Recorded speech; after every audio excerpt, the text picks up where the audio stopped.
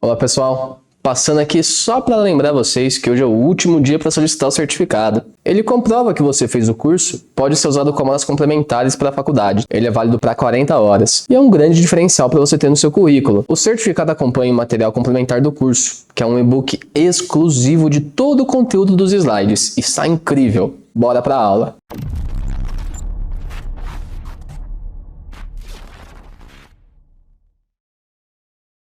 Olá, gente, tudo bem?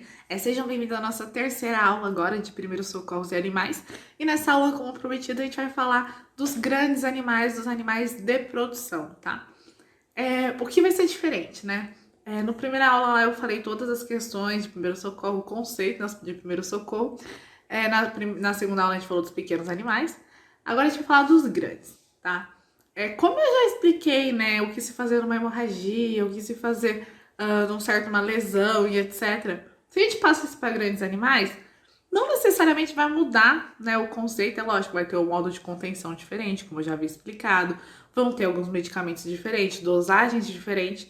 Isso é óbvio, tá? Mas assim como de pequenos, o que eu vou fazer? Eu vou escolher casos que são de rotina em emergência mesmo, nessa parte de clínica de grandes animais. Então, assim, não adianta me falar assim, o animal se cortou com tal coisa, um arame farpado. Beleza, isso acontece bastante, mas porém não é uma emergência que a gente sabe que vai ter uma ocorrência mais fácil de se realizar, né? O animal ele não está sendo exposto à morte, digamos assim, né? Exceto, é claro, se o corte foi profundamente grave.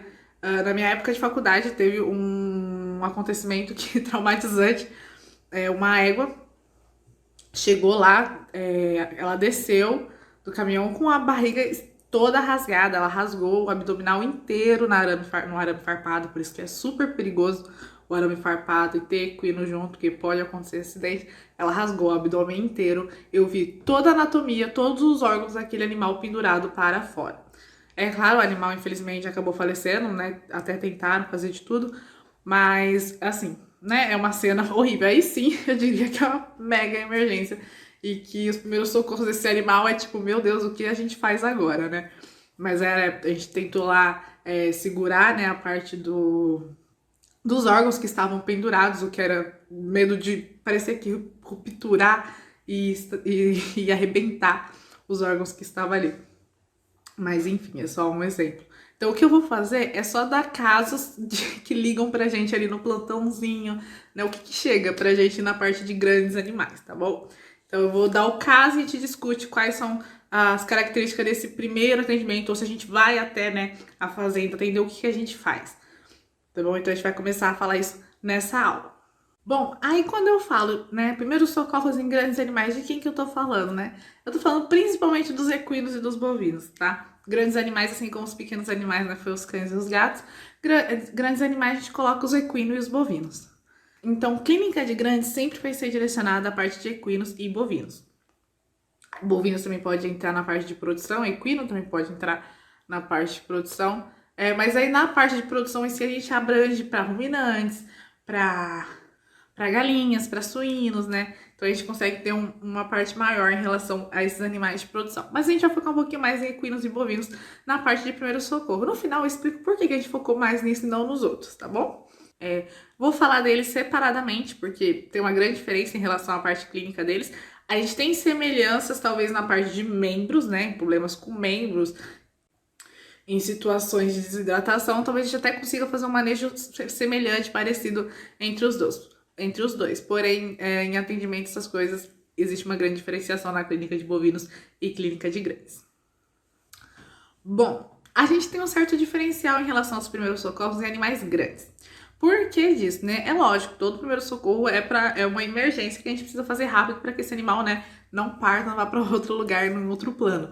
Mas em animais grandes, vocês vão perceber que às vezes o primeiro socorro já é o tratamento inteiro, tá? Porque esse animal precisa ser tratado junto ao primeiro socorro. Então, não necessariamente a gente só vai lá estancar um sangramento, vai lá só corrigir uma desidratação, que isso talvez às vezes não é o suficiente. Então, o médico veterinário precisa vir muito rápido pro alivio. É claro, o alivio de dor, essas coisas, talvez uma medicação ali ou outra, possa melhorar. Porém, a causa, se não eliminar a causa normalmente nesses animais, a gente não tem um alívio, uma precaução que esse animal não morra, entendeu?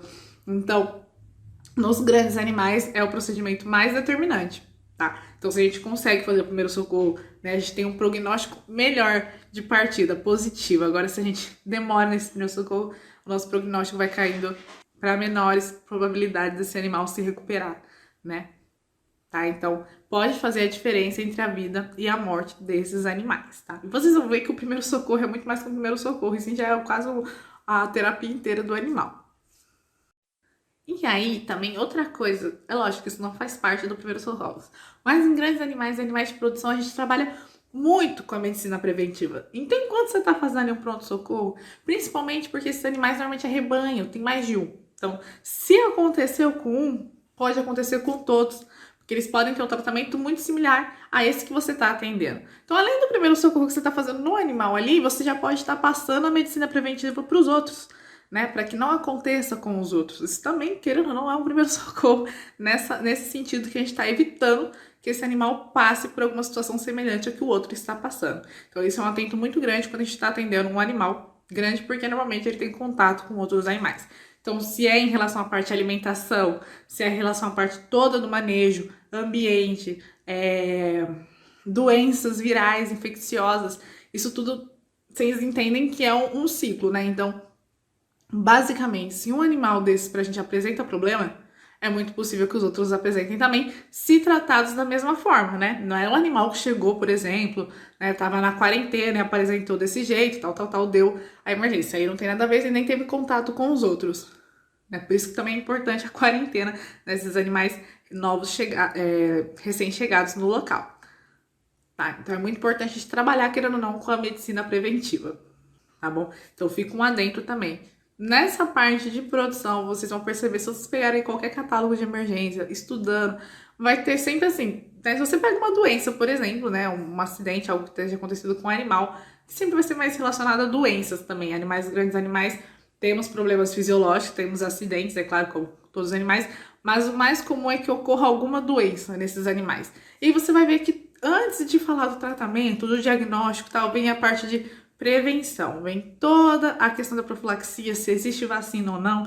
Então, né, existe todo que a gente precisa desse animal saudável. A diferença de um animal grande para um animal pequeno são os custos. Porque se esse animal, né, se a gente perde esse animal, é perca econômica, tá? Então, um surto no meio desses animais é uma perca enorme de economia, tá? Por isso que se trabalha com a medicina preventiva. E no final a gente comenta um pouco sobre primeiros socorros nos animais de produção, como é que funciona, tá? Mas vamos focar agora mais nos equinos mesmo, tá? Bom, falando dos equinos, a gente começa com a parte de contenção, como a gente consegue mobilizar esse animal para o atendimento. Se na emergência, né, quando chamaram a gente no local, normalmente, se ele vir, né, pelo caminhãozinho bonitinho, a gente já coloca ele no tronco ali do hospital. Se a gente for até o local, e às vezes normalmente o local também tem um tronco, às vezes não um tronco, né, específico bom para a situação, mas ainda é um tronco e ajuda. A gente consegue fazer a contenção. O tronco de contenção sempre vai ser a melhor forma de contenção. Porém, se não tiver, ou se até esse animal estiver deitado, né? Se esse animal já estiver com muita dor, ele vai ficar deitado. E se ele não levantar quando você for mexer nele, tentar levantar, é porque a gente tá com um problema bem grande, tá? Deitado, então a gente consegue fazer contenção, e é claro, em uma pessoa é praticamente, não é impossível, mas é complicado fazer contenção em uma pessoa de um animal desse tamanho, tá? Então, deitado a gente consegue fazer toda a contenção. Lembrando que eu tô falando de animais adultos, tá? Filhotes, é claro, a gente consegue fazer uma contenção muito mais fácil. Porém, mais fácil, assim, relativamente, porque os potrinhos são bem espertos. E dói bastante o coice de potrinho e eles não param um segundo, tá? Então, assim, eu particularmente sempre preferi atender adulto do que potro. Então, como a gente faz a contenção além do tronco? A gente tem os cabrestos. Cabrestos é nada mais do que aquela cordinha que a gente coloca no animal pra puxar, tá? Só esse aqui que a gente consegue fazer o remeio do animal, que remeio do animal, nem sei se essa palavra existe, mas você consegue segurar, conter o animal ali, tá? Então, até pra gente fazer a levagem dele até pra gente levar ele do caminhão, né, até o tronco, a gente vai colocar o cabresto, que é pra gente poder guiar esse animal. É nada mais do que aqui. Quem ainda não teve contato com grandes animais não conhece. Existem vários tipos de cabresto, tem dos mais caros, mais bonitos, a cordinha mesmo, muito mais comum. A questão é você saber colocar o cabresto, tá? Então, às vezes você não tem tanta prática. Quem tá estudando veterinário, eu indico muito que faça, se ainda não tem interesse em grandes. É muito legal que você faça estágio em cada parte, até para você conhecer as outras partes, tá? Então, uma das técnicas, uma parte muito legal em relação à parte do equino é aprender a colocar cabresto nele, tá? Porque são vários buraquinhos assim que você tem que achar na boca, né, nas orelhinhas dele e colocar na região do pescoço. E aí você tem a parte da cordinha certa aqui para ter a contenção dele, tá? Cachimbos, eu acho que mostrei em relação ao vídeo passado de um suíno sendo contido. Cachimbo em equino a gente pode usar também. Então você vai ver essa região do lábio dele, né, sendo puxada e aí você consegue conter mesmo. Já tive momentos de contenção da égua, no caso. Ela estava no tronco e era emergência, ela estava super mal. Ela estava no tronco, com o cabresto e com o cachimbo, e a gente não conseguia acessar ela, de tanto que ela se rebatia. Então, assim, nem tudo são flores. Acho que foi a primeira cabeçada que eu levei mesmo, foi a única, graças a Deus, de realmente ter me machucado. Então, assim, animais grandes tem que tomar muito cuidado, né? Uma coisa é a gente levar uma mordida, uma arranhada, né, de um animal pequeno, que não vai nos causar uma lesão assim, nossa, né? Pode causar algumas, né? Eu já também tive problema. Mas na parte de grandes é diferente. Esse animal realmente pode te lesionar, pode te matar. Então, assim, eu falo matar, gente, mas é verdade, não é brincadeira. Se ele te dá na cabeça, dá contusão na certa, tá bom? Então a gente tem que tomar muito cuidado. A cabeçada que eu levei é que eu tava no calor do momento ali, a gente tinha que acessar aquela égua, senão ela ia morrer, basicamente. Então a gente não tava, né? Então nem tava me importando muito comigo, mas depois eu fui ver meu rosto tava enorme, e aí medo, né, de ter feito alguma coisa na parte interna, que a gente não está vendo o que aconteceu, mas deu tudo certo.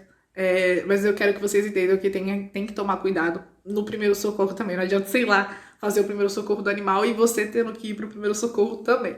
Então, por isso que é importante essa parte de contenção nos primeiros socorros, tá? Isso tudo facilita a emergência. Então, por exemplo, esse animal que a gente teve o problema, se a gente tivesse contido ele muito antes, de uma forma muito mais rápida, esse animal melhoraria mais rápido. O tempo que a gente está levando para conseguir conter o animal, para a gente conseguir acessar, conseguir fazer medicação, é o tempo de vida desse animal rolando também. Graças a Deus, essa égua ficou bem maravilhosa. E a égua era pequena. Não se dava absolutamente nada para ela. Ela só era virada no giraio mesmo, tá? Mão de amigo, na verdade, esse animal já é um pouco mais bonzinho, já é bem adestrado, é claro. Mão de amigo é nada mais do que você conseguir apoiar a perna do animal em você. Então ele vai erguer uma mão, apoiar a outra e apoiar. É que eu não vou conseguir mostrar, mas eu acho que eu vou pôr uma foto para ficar mais fácil. Você vai usar a sua mão, e você pode ter o auxílio da sua perna também, porque o membro deles é pesado, pra gente conseguir. Normalmente a gente dá uma inclinada no animal, uma empurrada, pra ele pressionar o peso na outra perna e a gente conseguir mexer, né, nesse membro. Às vezes, se a gente tá com alguma lesão no casco, né, se entrou alguma coisa no casco, a gente consegue fazer isso já pra analisar, né, como é que tá a situação numa emergência. Tá? Então, esses são modos de a gente conseguir conter um equino. Para sedar esse animal, existe uma outra forma de contenção, que é quando esse animal vai cair, que é quando porque esse animal não pode simplesmente despencar, né? Infelizmente, esses animais são enormes. Bovinos, no tronco deles é mais fácil, porque é um tronco menor, então ele vai caindo, né? Primeiro ele deita as pernas, depois deita a parte traseira, não tem tanto problema, mas tirar de lá ele seria quase impossível, então a gente teria que mexer nele no tronco mesmo, então uma cirurgia também não dá. Mas de equino, quando a gente vai entrar numa cirurgia, existe uma sala, que é a sala de sedação, né, onde esse animal ele vai cair, que aí vai ter as cordas certinho, onde a gente vai, né, tá segurando o animal. Então são quase 4 pessoas segurando essas cordas para que esse animal caia lentamente e não se machuque, né, não tem uma queda instantânea, porque esse animal ele realmente cai, né, ele perde o momento, a gente não quer que ele cause nenhuma lesão no momento que ele está caindo da sedação. Por exemplo, se a gente fizesse no primeiro socorro. Lembrando da parte que esse animal a gente precisa conhecer o normal para saber que está alterado, vamos falar dos parâmetros fisiológicos dos equinos, tá? Então esse é o valor para referência adulta desses animais.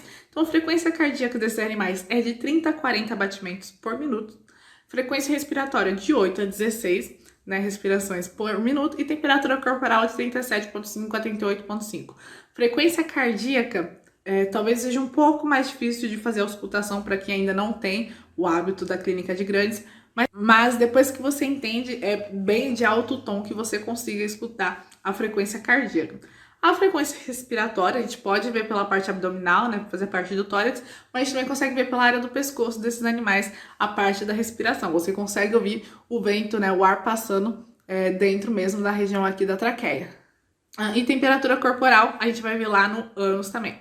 Temperatura corporal em equinos, cuidado imenso, tá? Não é como os outros animais, já é difícil, né, fazer em cão e gato, mas em equinos a gente tem um grande problema, porque é ali que ele dá o coice, né? Então ficar atrás do animal, nunca, quando você for fazer a temperatura corporal, você vem lateralmente, levanta a cauda do animal e coloca. Nunca fique atrás do animal. Novamente, a gente não quer que você precise de um primeiro socorro na hora do atendimento do equino, tá? Já vi gente quebrar braço por causa disso.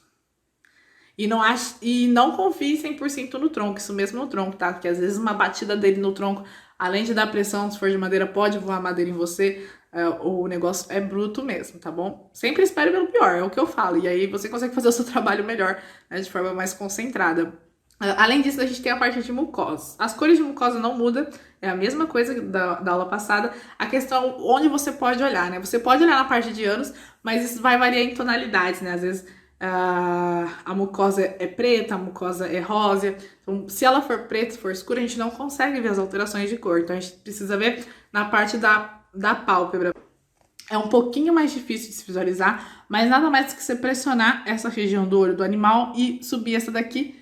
Acho que não tem como explicar perfeitamente, né, sem o animal antes, seria mais... Mas aí você consegue ver lá, consegue ver a cor da mucosa certinha desse animal. Aí a gente também pode ver na parte dos dentes. A única questão é, inclusive, fazer até o TPC. A única questão é que cavalo também morde, tá? Não vai achando que cavalo tá ali nos dentes de enfeite, e dente de cavalo dói para um caramba, tá? Porque pensa, eles precisam de uma pressão, porque eles não são que nem os bovinos, né? Que comem com a língua. Eles comem com um dente, né? Bovino, quando vai comer, ele passa a língua assim e puxa a comida. Os equinos não, eles mordem e puxa, mordem e puxa. Então esses animais estão acostumados a pegar a grama do chão e arrancar tudo do chão. Então a força que ele tem de puxão, né? De puxar, é muito grande. Então pra ele arrancar um pedaço da sua pele, é muito fácil também, então tomem cuidado com essa parte de mordida desses animais. Inclusive, quando a gente está com cabresto também, se esse animal é acostumado a morder, ele pode tentar pegar a sua mão.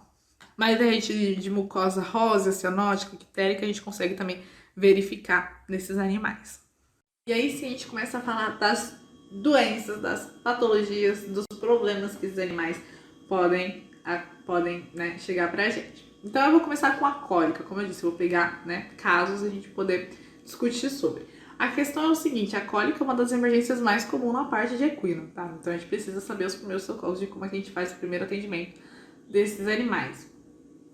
É muito complicado, nesse caso, a gente falar pro proprietário o que ele tem que fazer ou não, porque a cólica ela pode ser por diversos fatores, né, do que aconteceu a cólica, e pode ter muitas outras coisas envolvidas também. Então, o primeiro socorro é muito mais indicado que se chame o mais rápido possível o médico veterinário. Então, assim, muitas vezes o proprietário tenta dar um analgésico, tenta fazer... normalmente eles descem soro, isso é muito comum, né? Isso é bom, né? Se tem alguém, né, que saiba o que está fazendo em relação... Se tem algum, né, tem um veterinário responsável do local, um técnico lá, tudo bem, né? Um enfermeiro, ok. Mas, às vezes, a forma incorreta, às vezes não é o soro que deveria estar sendo colocado para a situação. Então, a gente tem que tomar um certo cuidado nas orientações. Então, a orientação normalmente é mais para deixar esse animal... eu até ia falar de estabilidade, mas às vezes esse animal precisa estar caminhando. Então, a gente começa a, né, variar a situação dependendo do caso da cólica. Porque a cólica em si, ela é uma emergência que tem que ter o tratamento imediato. Então, esse animal precisa ser atendido imediatamente, né? Emergência. E assim, essa síndrome ela pode ocorrer por diversos fatores. Normalmente está, né, relacionada à desordem do trato digestivo. Então, é nada mais do que aquela dor abdominal, né? Então, a gente fala, mulheres que têm cólica vão entender a dor ali do equino, né? Aquelas cólicas fortes. Então, o equino tem essa dor muito, muito grande. Só que a dor dele pode levar, a cólica dele realmente pode levar à morte desse animal, né? Graças a Deus não chega nesse nível, mas, né, às vezes tem que tomar um sorinho, às vezes desmaia, por relação à dor. Só que a cólica vai estar muito relacionada à parte digestiva desses animais.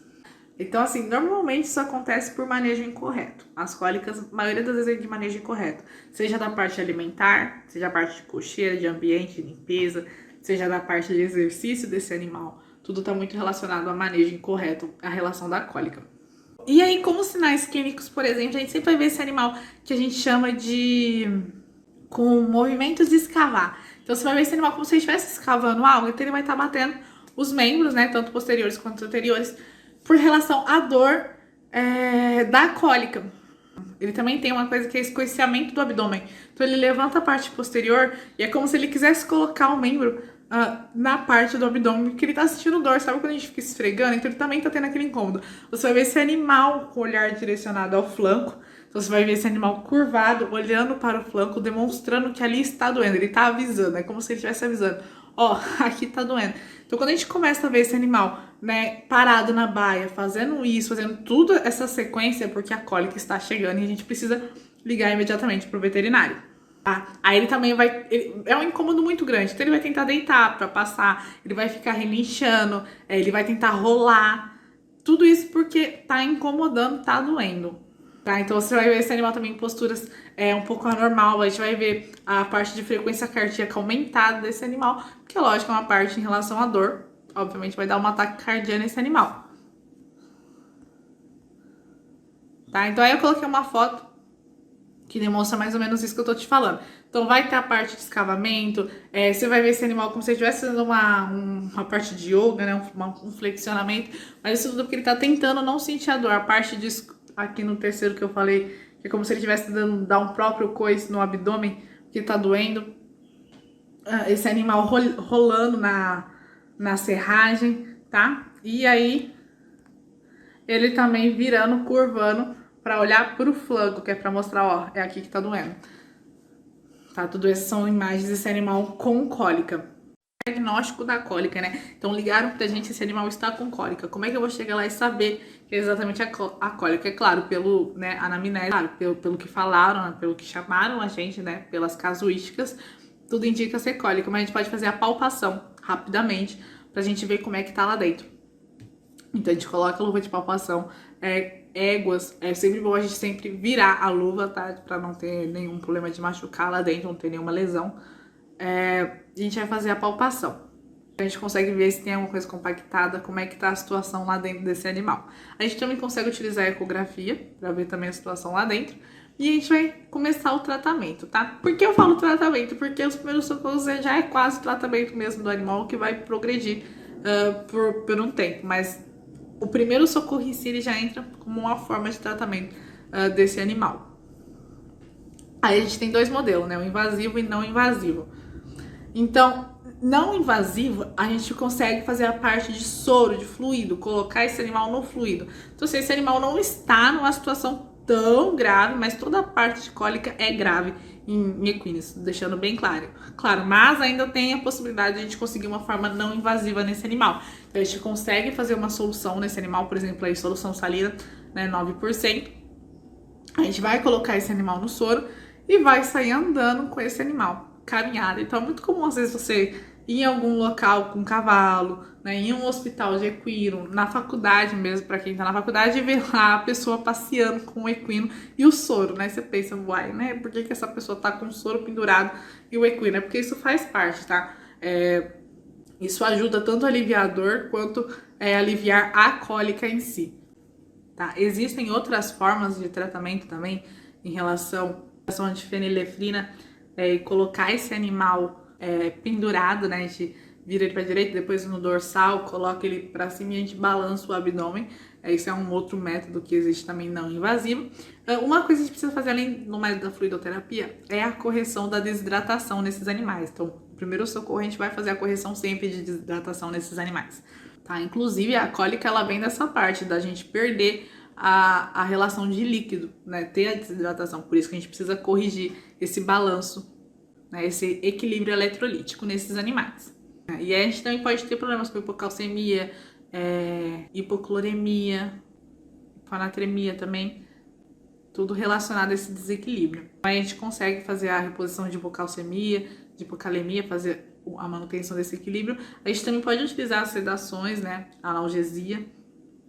A gente pode usar também das analgesias, anti-inflamatórios, tudo isso também para já aliviar a situação. Uma coisa da cólica que eu vou falar um pouco mais para frente é da laminite. Então, uma prevenção para que não ocorra a laminite, porque a cólica pode fazer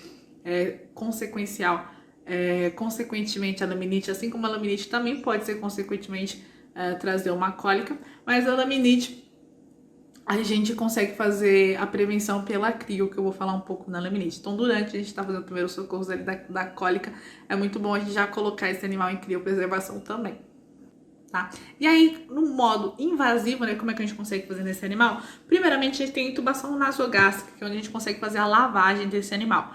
Existe um método de lavagem, tudo bonitinho, tudo certinho. Eu não vou conseguir explicar certinho como é que funciona, mas aí eu deixo um videozinho rapidinho para vocês entenderem como é que é como é que se coloca, né, a sonda e a lavagem, tá? Então, na lavagem a gente tem diversas técnicas para realizar, né, o líquido lavagem, e a gente tem a cirúrgica, né, que a maioria das vezes esse animal acaba precisando ir direto para a mesa numa urgência. Então, aí o nosso primeiro socorro é mais sobre estabilizar o animal para a parte da cirurgia e conseguir manter esse animal até a hora da cirurgia. Tá bom? Bom, agora a gente fala da rabdomiólise de exercício. Quem é ela? Mais conhecida também como doença da segunda-feira de manhã.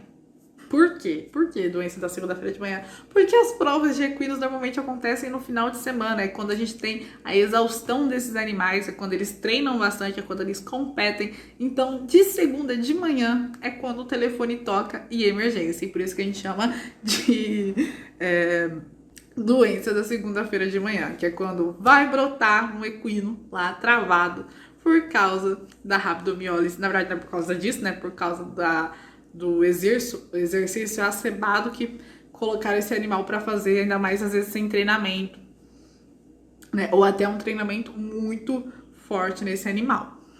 Então é nada mais do que uma síndrome de miopatia do tipo miogênico, que vai causar lesão nas fibras musculares e alteração do músculo esquelético, né? Causada ali pelo exercício físico. Tá? E aí a gente vai ver esse animal como? Quais são os seus sinais clínicos? Vocês já tiveram uma câimbra, vocês já tiveram travou da coluna, travou da perna? Basicamente não é tão diferente, tá? Esse animal vai ter uma dor imensa, vai ocorrer toda a rigidez muscular e esse animal realmente fica meio travado. Então assim, vai ter taquicardia também, taquipneia, esse animal vai ficar ofegante, né? Imagina você com dor, tudo fica a 100 por hora. O membro posterior você sempre vai ver mais incapacitado de movimentação também. Esse animal pode até ter sudorese, começar a suar. Isso tudo em relação à parte de dor. Por exemplo, a gente tem um animal deitado, né? Às vezes até logo após o exercício esse animal já apresente esse travamento, onde esse animal vai ter essa dor imensa da rabdomiólise. Então esse animal não consegue nem ficar de pé de tanta dor. Um cavalo que não ficar de pé, a gente tem um grande problema. É basicamente isso. Cavalo deitado não fica vivo, gente. Esse cavalo sempre precisa estar na parte fisiológica dele, né? Pra gente não ter nenhum problema de circulação também neles, tá? Então, é o seguinte, essa doença a gente vai ter ela tanto na forma aguda quanto na esporádica. A que a gente vai conversar aqui vai ser aguda, né? Porque vai ser a parte emergencial, né? Desse animal. Treinou, teve alguma coisa e travou, deu dor, deu alguma coisa ruim, vai ligar pra gente lá na segunda de manhã, tá? Muito comum também quando a gente tem... não me recordo do nome, mas essas caminhadas até Pirapora, caminhada até Aparecida do Norte, e todas essas questões com cavalo, muitas vezes esse animal é exposto a um esforço grande, não tá tão acostumado e acaba também tendo a rabdomiólise por esforço, tá? Então, e assim, é uma coisa horrível de se ver mesmo um animal sofrendo desse nível de dor. O cavalo demonstra, se tem uma coisa que o cavalo faz é demonstrar a dor dele, tá? Claro, isso vai de animal por animal, mas tem uns que demonstram bastante em relação à parte que está doendo. Tá, e a esporádica, né, que a gente vai comentar sobre, é assim, faz o exercício, sente uma dor ali, você percebe que esse exercício, até na prova você já percebe esse animal puxando, então assim, esse animal ele já tem rabdomiólise, então ele vai ter que passar a vida toda por tratamento. Agora, outra coisa é ser aguda, né, aconteceu uma vez só na vida, ninguém entendeu como aconteceu, foi só porque esse animal foi exposto, né, a um exercício muito forte para ele. Então a gente pode ter isso por diversos fatores. Então, por um exercício exagerado, então vai realizar um exercício muito intenso, né? Então acaba ocorrendo uma lesão ali muscular. Pode ser contração muscular excêntrica também. Então, tá? Então, quando tá tendo alongamento ali, acaba tendo uma excêntrica, é uma ocorrência de consideração muito rápido de contração muscular. Então, é claro que vai ocorrer uma lesão nessa parte muscular também. Tem toda a parte fisiológica, que é claro, não vou conseguir explicar aqui na parte de musculatura, mas vocês entendem como é que funciona o bobeamento para, né, a gente estender um músculo. Né? Exaustão metabólica já é um animal que foi para um exercício que ele nunca, né, que ele nunca teve essa disposição para realizar.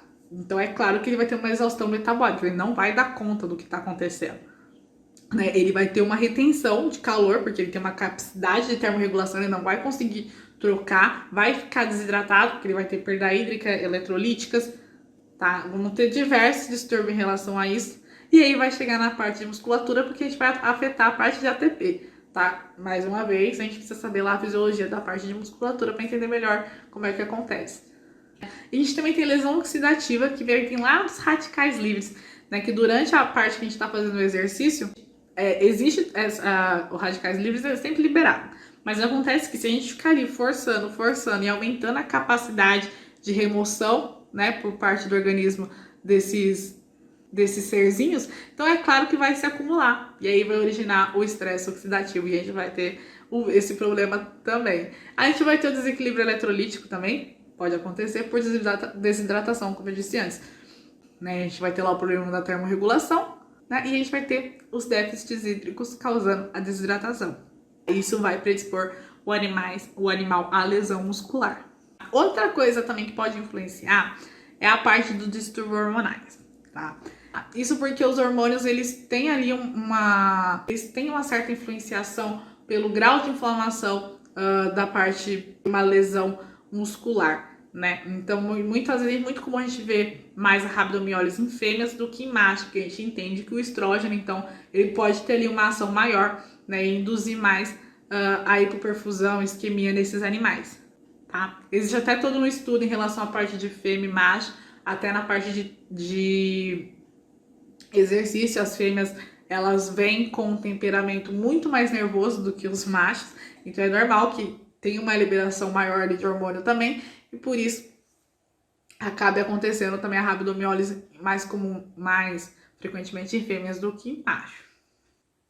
Enfim, mas assim, pode ser por diversos fatores, pode vir por doenças, pode vir por herpes, por alguns outros vírus, também pode acabar causando a rabdomiólise por alimentação concentrado alto de carbono e uma forragem pobre, deficiência de vitamina, tanto a vitamina E quanto o selênio, que é super importante, também pode influenciar ali na rabdomiólise. Eu acabo até falando um pouco mais dos sinais clínicos aqui, mas é porque muitas pessoas não têm tanto contato com essa parte de equino, só para entender o que é essa doença, o que é que eu tô falando, né? Você tá vendo um animal travado, o que tá acontecendo? É por isso que eu acabo estendendo um pouco a parte dos sinais clínicos, porque você não vai conseguir fazer o primeiro socorro nesse animal se você não entender o que tá acontecendo. Fica muito fácil quando te ligam segunda de manhã e te falam que o animal tá travado, aí você claramente já sabe que é rabdomiólise de esforço. Mas, em todo caso, todavia, é bom explicar, né, até da onde veio isso e como pode ter sido causado, para a gente conseguir fazer a correção o mais rápido possível, né, para a gente conseguir fazer aquelas perguntinhas pro proprietário, pro tutor, pro peão, pro manejador dele, estiver ali com o animal, para a gente conseguir fazer a correção. Tá? Então, o primeiro socorro em questão, a gente vai fazer de tudo para evitar a destruição muscular adicional. Vamos corrigir a desidratação desse animal e evitar a lesão renal e aliviar a dor. Como a gente vai fazer isso? Né? Primeiramente, se o proprietário ligou pra gente, é muito melhor que a gente vá até o local e não que ele traga pra gente, a não ser que ele já esteja no caminho, porque a gente tem que evitar que esse animal faça mais esforço do que ele já fez. Então, a gente vai tentar não forçar esse animal a fazer o deslocamento, tá? Lembrando que lógico, eu tô falando de um episódio onde o cavalo está ali no local que ele vive. Se for no local de uma prova, por exemplo, logo após uma prova, esse cavalo vai ter que ser tratado ali no local mesmo, ali no local da prova. Então, por isso a gente sempre tem uma certa parte ali de atendimento. Como se fosse a parte de emergência de humanos também, shows e etc. A gente tem a parte de equinos. Então, assim, ele só vai voltar para casa entre 24 e 48 horas, porque a gente tem que conseguir estabilizar esse animal para o tratamento, entendeu? É como que eu disse, já vai o tratamento mesmo desses animais.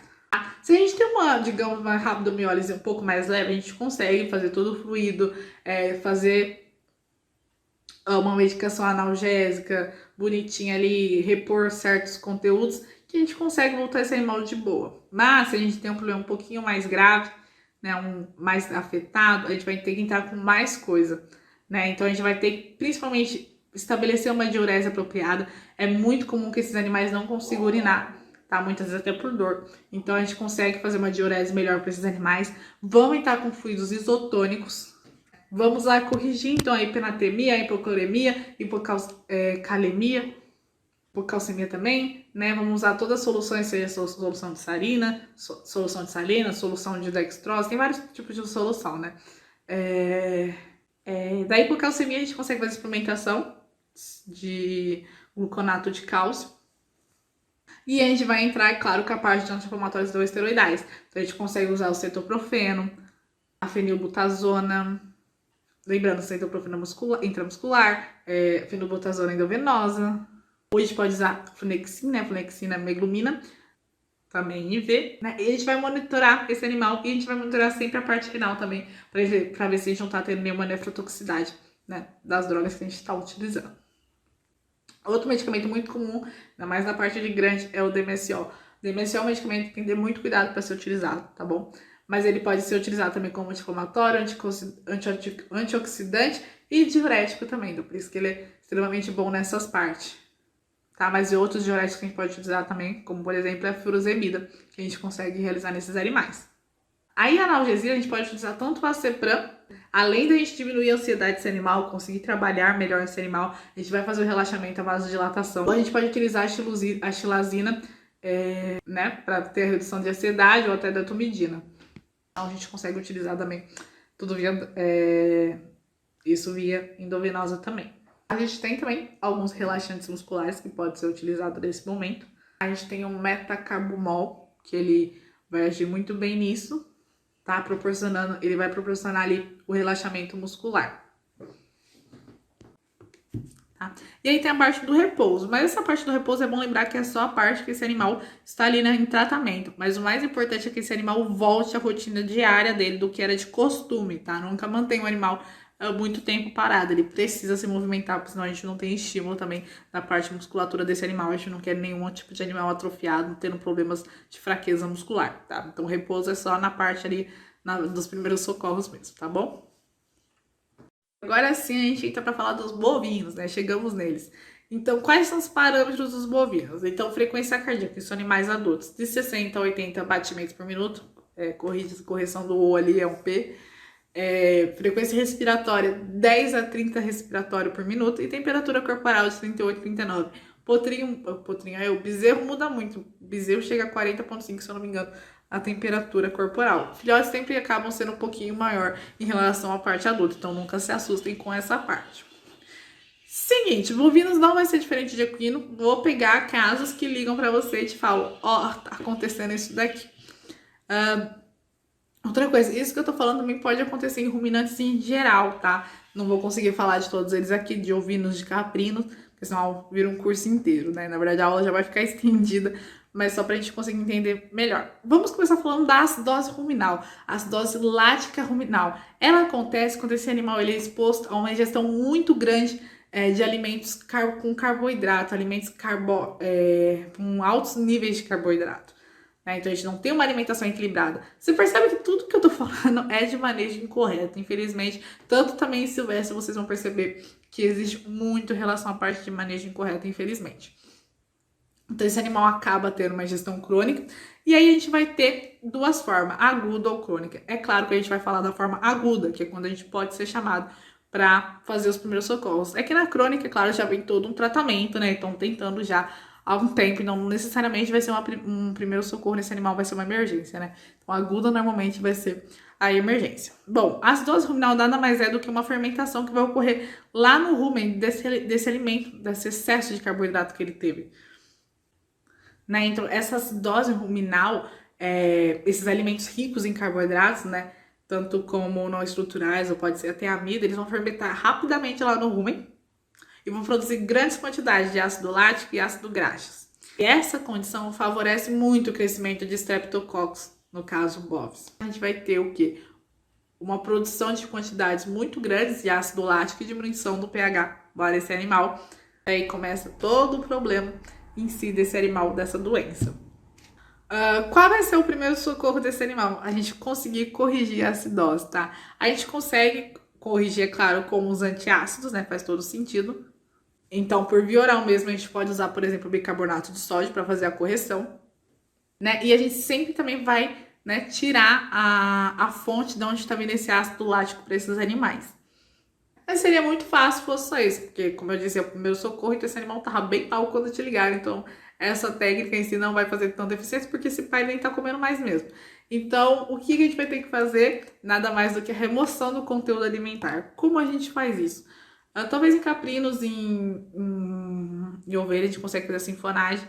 Em grandes, né, em bovino, a gente faz mais rumenotomia. Rumenotomia, tá? Não sei se vocês lembram dos termos técnicos. Tomia é nada mais do que abrir e fechar algo. Então, rumenotomia, o que eu vou fazer? Eu vou abrir o rumen, retirar o líquido ali e fechar novamente. Não é retirar o rumen, tá? Tome muito cuidado com esse conceito. E aí sim, vai ter todo um tratamento pós a rumenotomia, é claro, vai ter toda uma correção, solução, desidratação, todas essas coisas. A rumenotomia ela é muito importante que seja feita o mais rápido possível. Então já é uma parte de primeiro socorro nesse animal. Então, provavelmente esse animal também tá com hipocalcemia, então vai ser a mesma coisa, né? Tacar o sorinho, tacar a suplementação. Muito bom utilizar a vitamina B em relação à parte floral desse animal, tá? E é claro, esse animal com dor anti-inflamatórias não esteroidais a gente consegue utilizar também.